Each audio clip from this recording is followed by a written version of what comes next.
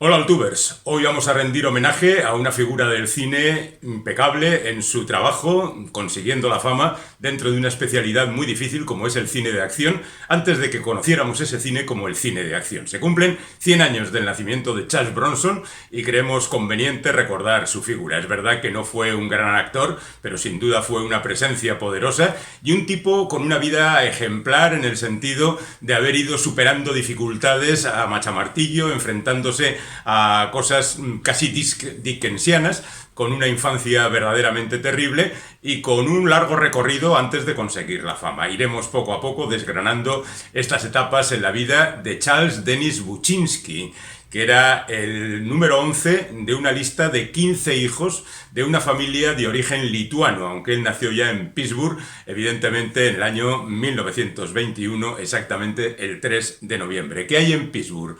En Pittsburgh hay minas. Y el destino de los jóvenes que venían de la clase baja era ir a las minas. Y todos los hermanos Buczynski acabaron en las minas y Charles también, por supuesto. Y ahí estuvo trabajando en la mina durante varios años, lo cual luego le sirvió para hacer algún papel destacado dentro de su filmografía. Pero llegó la Segunda Guerra Mundial para los Estados Unidos cuando Buczynski cumplía justamente 20 años. Fue movilizado, le mandaron a un bombardero, estuvo ejerciendo de ametrallador dentro del avión y consiguió los más altos galardones. Fue herido en combate, consiguió el Corazón Púrpura, que es la segunda medalla más importante del ejército de los Estados Unidos, y esto le facilitó al término de la guerra para poder hacer lo que quisiera. Le proporcionaron la posibilidad de apuntarse a cursos diferentes y él eligió ser actor.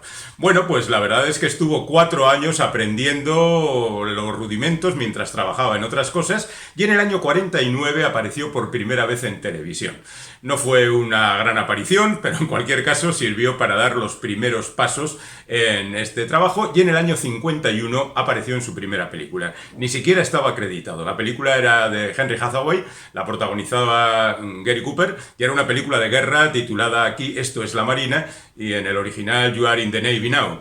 En la película Bronson tenía frases y hablaba incluso con el protagonista, pero no era un papel destacado. La segunda película de ese mismo año, en el año 51, se tituló El caso O'Hara, y no es que haya pasado a la historia precisamente, aunque estaba interpretada por Spencer Tracy, sino porque el director era John Sturges, con el que después establecería una buena relación y que le proporcionó sus primeros éxitos. Sin Sturges, seguramente Charles Bronson no sería lo que es hoy y no lo estaríamos recordando.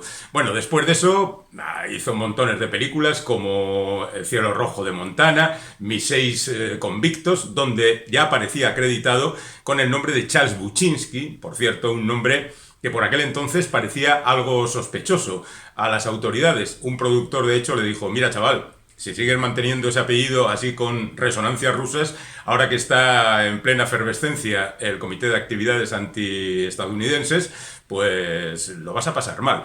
Y como estaban en la avenida Bronson de Los Ángeles, él mismo dijo: bueno, pues Buczynski, Bronson, me voy a llamar Charles Bronson. Pero antes de que eso llegara, él apareció en otras películas, incluso no de acción ni de guerra. Por ejemplo, La impetuosa, con Spencer Tracy y Katharine Hepburn, una película de Cukor, otra más de Hathaway, Correo diplomático, otras más de Cukor y de otros cineastas, y también en Los crímenes del Museo de Cera, una de aquellas películas que se hicieron en el sistema de 3 dimensiones, lo que ahora conocemos 3D, entonces se conocía como cine en relieve, y que consistía en tirar muchas cosas a la pantalla para que el espectador se apartara creyendo que le iban a alcanzar a él. Él hacía el papel de Igor, el ayudante sordomudo de Vincent Price, en aquella película recordada por diferentes motivos, sobre todo por lo kitsch que resulta. Yo creo que fue el primer paso para que Buczynski empezara a destacar, pero le costó, porque después todavía tuvo que hacer Ola de crímenes, también con André de Toth, el director del Museo de Cera, El vigilante de la diligencia, protagonizada por Randall Scott, y llegó una película que me parece también significativa, que es Apache. En Apache, Buczynski hace de indio, pero bueno, de un guía del ejército indio, en aquella película de Robert Aldrich, que después ayudará también algo al bueno de Bronson. De hecho, la siguiente película de Aldrich, también con Burt Lancaster, es Veracruz, y allí está el bueno de Charles Bronson en compañía de otra gente como Ernest Borgnine. Hay una anécdota del rodaje de Veracruz que dice que se quedaron sin tabaco y se fueron al pueblo más cercano, estaban rodando en México, a comprar tabaco él y, o sea, Bronson y Borgnine. Y se fueron con el caballo y vestidos de vaqueros. Y cuando llegaron al pueblo, el comisario creyó que eran unos bandidos que venían a atracar el banco y casi le montan una balacera.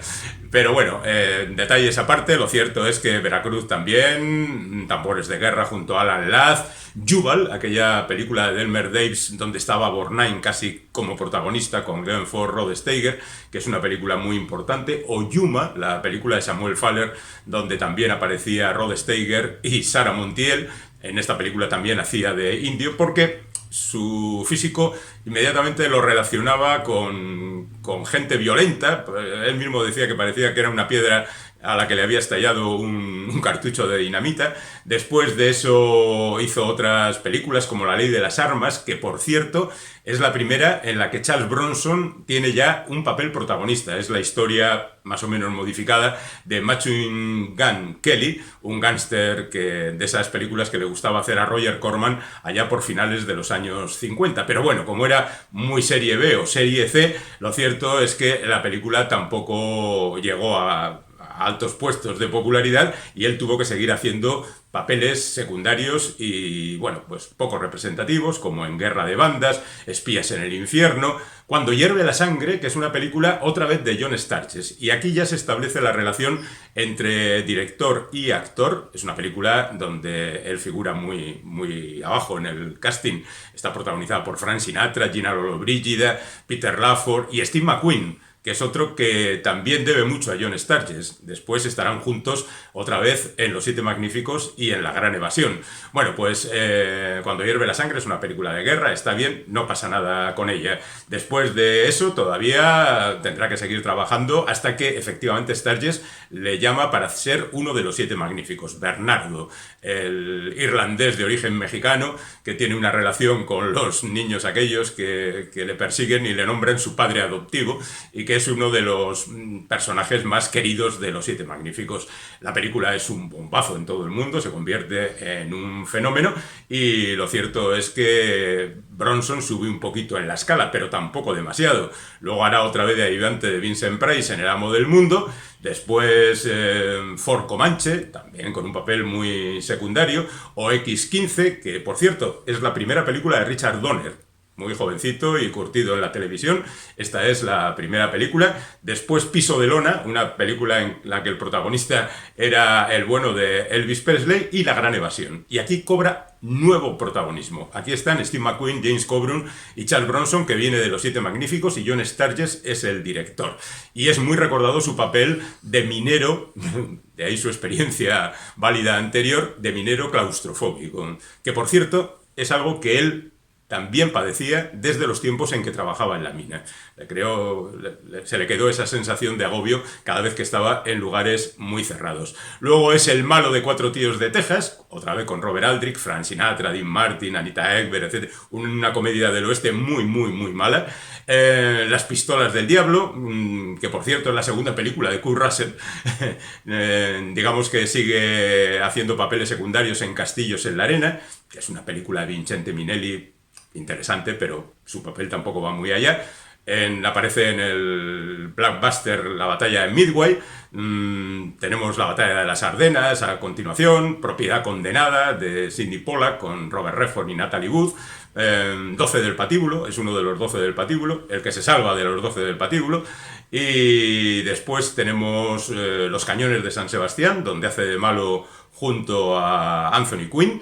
Villa Cabalga, donde hace de amigo y compañero de Jules Briner, que es Pancho Villa, con Robert Mitchum también en el reparto, y aparece por primera vez ya en el cine europeo con una película titulada Adiós amigo, coprotagonizada por Alain Delon.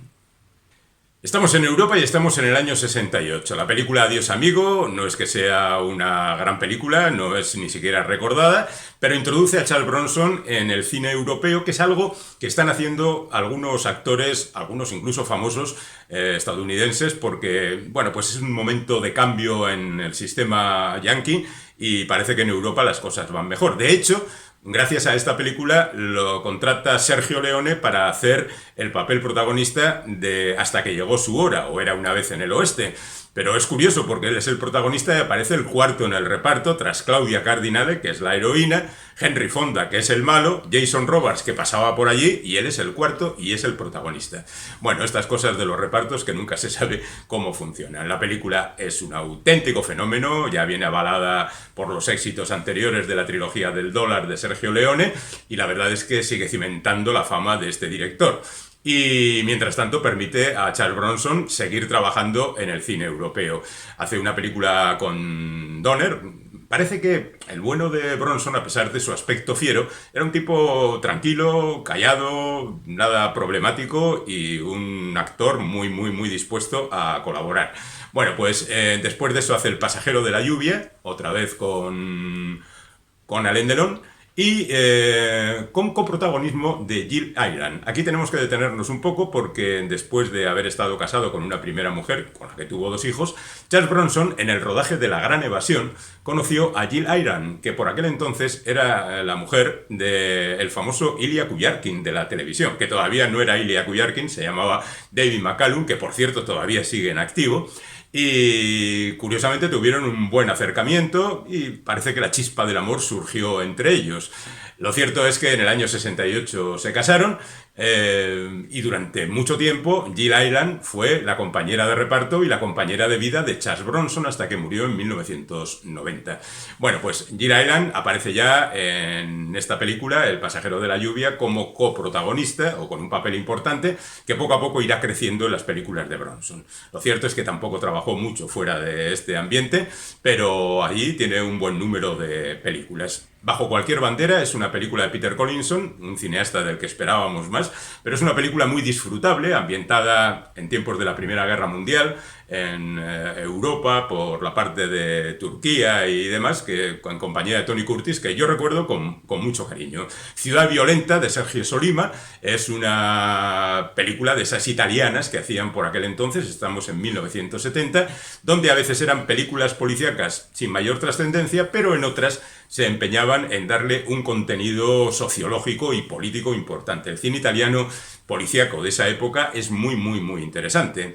Los compañeros del diablo, de Terence Young, es una película donde comparte estrellato con el bueno de James Mason, que también va haciendo que suba poco a poco en el escalafón. Alguien detrás de la puerta, coprotagonizada por Anthony Perkins, también es una película policíaca, y luego ese western imposible dirigido por Terence Young titulado Sol Rojo, donde los protagonistas son Charles Bronson, evidentemente, Úrsula Andrés, una suiza, Alain Delon, un francés, y Toshiro Mifune, un japonés. Es un western muy malo, yo lo recuerdo como de no volver a verlo nunca más, pero bueno, como tenía gente famosa, pues fue funcionando. Después se aprovecharon de la fama de Charles Bronson para juntar 2 episodios del Virginiano y ponerlos en circulación en el cine con el título de El Resentido. La verdad es que no son especialmente destacables, pero a continuación, estamos en el año 72, conoce a otro de esos directores fundamentales en su vida. Se llama Michael Winner y era un tipo fundamentalmente preocupado por impactar al espectador, crear polémica, crear escándalo, hacer películas que llamaran la atención, ¿no? Había hecho una con Marlon Brando, Los últimos juegos prohibidos, y estaba haciendo por aquel entonces películas como Scorpio, una de espías con Burt Lancaster y Alain Delon. Bueno, pues con él hizo Chato el Apache. Chato el Apache es un western absolutamente simple. La historia de Chato, que es Charles Bronson, y unos tipos que le persiguen porque no les ha gustado algo que ha hecho. En el reparto pues hay montones de gente famosa, Richard Weishart, Jack Palance, un montón de caras bien conocidas, y la película, ya digo, es bastante simplona, pero oye, gustó mucho. Y la relación entre Winner y Charles Bronson va a dar mucho juego. Luego hace Los secretos de la Cosa Nostra, basada en el testimonio real de Joe Balaki, que declaró contra la mafia y que fue también una película muy llamativa. Y luego empezó ya esa ronda de películas policíacas de cine de acción con Fríamente sin motivos personales. Quizá conozcáis el remake que se hizo hace unos pocos años y que verdaderamente no ha pasado a la historia, a pesar de estar protagonizada por Jason Statham, pero la de Bronson todavía conserva cierto encanto. Bueno, después de esta película hace América Violenta, otra vez con Michael Winner. Vuelve a trabajar con John Sturges en Caballos Salvajes, que es un western. Hace una película con Richard Fleischer titulada Mr. Majestic, otra más policíaca sin más. Y aparece ya en el año 74 la primera de El Justiciero en la ciudad. Nos detenemos un poquito en esta película porque, otra vez con Michael Winner, crea la figura que le va a acompañar ya el resto de su carrera.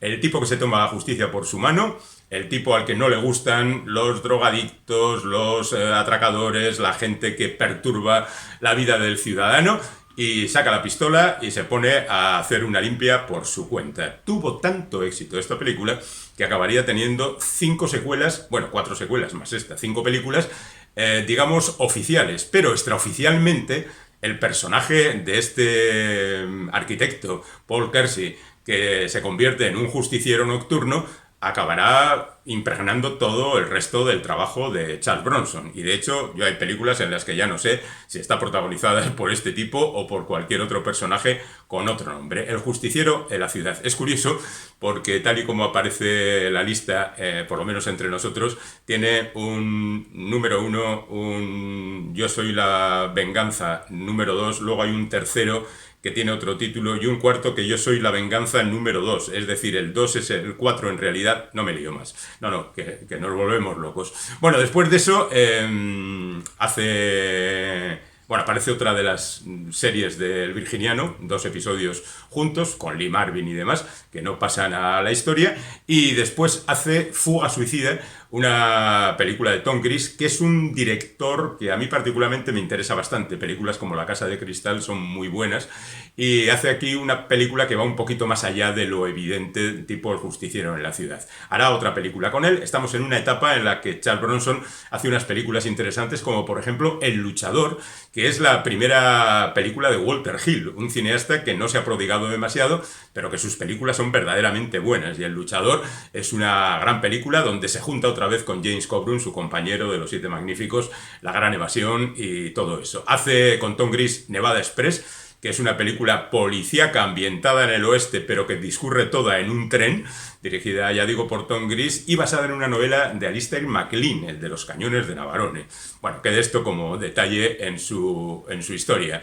Después de Nevada Smith hace Sucedió entre las 12 y las 3, que es una película que se sale también de lo normal. Es una historia que se ambienta en 3 horas y que tiene una intriga un poco más elaborada que las anteriores. El Temerario Yves, donde aparece por primera vez otro director que va a tener mucha importancia en la carrera de Bronson. Se llama Jack Lee Thompson y es el director, por ejemplo, de Los Cañones de Navarone. Ya que hablábamos antes del autor, hablemos del director de la película, que cuenta la historia de un tipo, el Temerario Yves, que es un periodista que se ve metido en jaleos, en investigaciones y demás. Después de eso hace Brigada Antisecuestro, que es un telefilm. Él no había vuelto a la televisión durante todo este tiempo, pero es un telefilm sobre el rescate del avión secuestrado en Entebbe, en Uganda, con Idi Amin y todas aquellas historias. Bueno, Charles Bronson aparece en un reparto multiestelar sin más. El Desafío del Búfalo Blanco, otra vez con Jack Lee Thompson como director, haciendo una película a mitad de camino entre el western y el arrebato místico.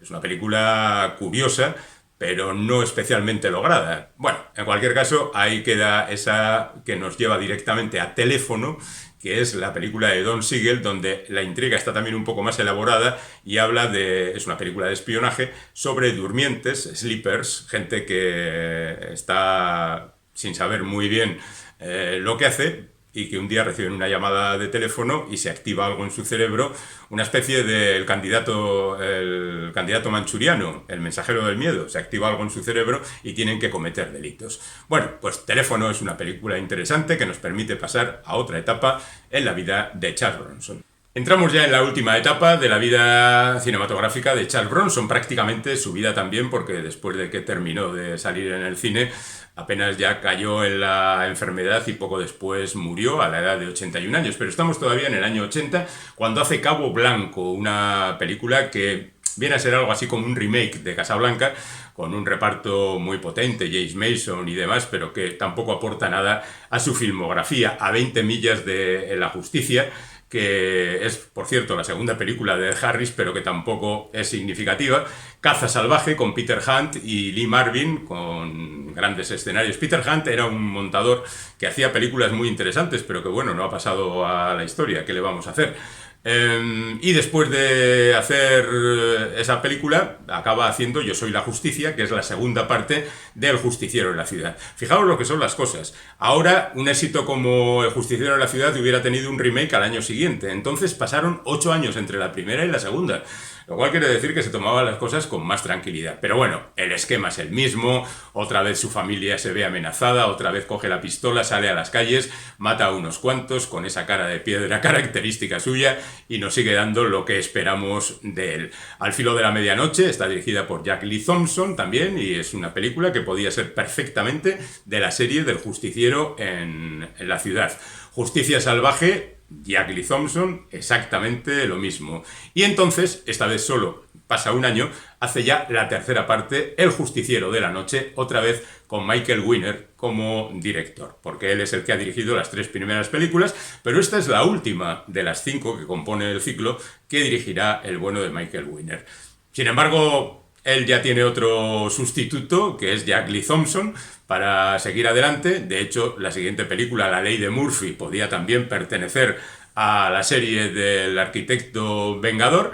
Después Actos de venganza, que es una telemovie, una película para televisión. El guardaespaldas de la primera dama, en la que comparte una vez más protagonismo con Jill Ireland, que desde el año 84 estaba enferma de un cáncer que acabará matándola en el año 1990.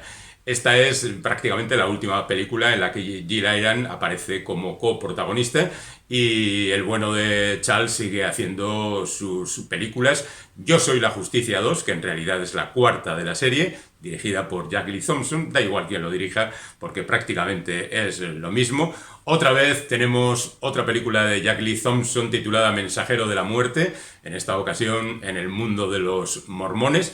En el año 89 hace King Jaid, prohibido en Occidente, con Jack Lee Thompson como director, por supuesto, y ahí es donde nos encontramos con la muerte de Jill Ireland, que le mantiene apartado durante un tiempo de la pantalla. Cuando vuelve, ya vuelve en otras condiciones.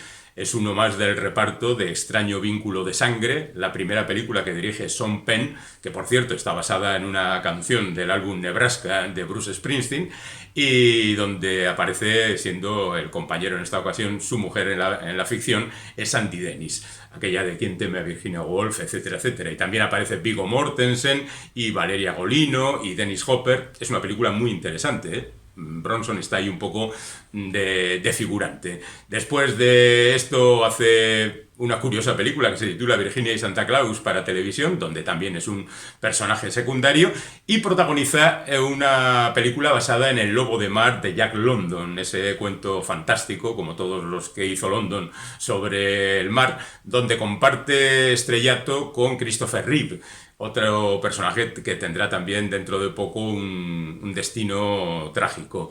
Después hace para televisión En el punto de mira, y finalmente en el año 94 hace Venganza personal, que es la quinta de las películas de esa serie, que se llama en original Dead Wish, y que en esta ocasión dirige un tal Alan Goldberg o algo por el estilo. Y ahí se acaba su carrera cinematográfica. No obstante, todavía hará 3 telefilmes en el año 95, en el 97 y en el 99, pertenecientes a una serie titulada Familia de Policías, donde, bueno, pues con la dirección de Ted Kotcheff, que era uno de esos artesanos típicos de la época, interpreta una vez más el personaje característico, en esta ocasión el padre, pero el hombre ya tiene, cuando hace la última de estas películas, 78 años. Y ya se retira porque ya empieza a estar afectado del mal de Alzheimer, que le llevará al fin a la tumba. Bueno, otras complicaciones derivadas de su situación, acabará con su vida cuando tiene 81 años en el año 2003. Esta es a grandes rasgos la historia y la filmografía de Charles Bronson, ya digo, un tipo que ha caracterizado toda una época, que es un precursor de lo que conocemos ahora como cine de acción, que también es el representante de ese cine vengador que caracterizan algunas propuestas, incluso muy de moda últimamente, y que sin duda alguna tuvo una vida apasionante, partiendo de las minas de Pittsburgh hasta el estrellato. Obviamente nunca se le reconoció su tarea con un Oscar o premio semejante, pero sin duda alguna su trabajo ha quedado para la historia y todavía sus películas son muy bien recibidas por un montón de seguidores, de fans que siguen a Charles Bronson, Charles Dennis Buczynski.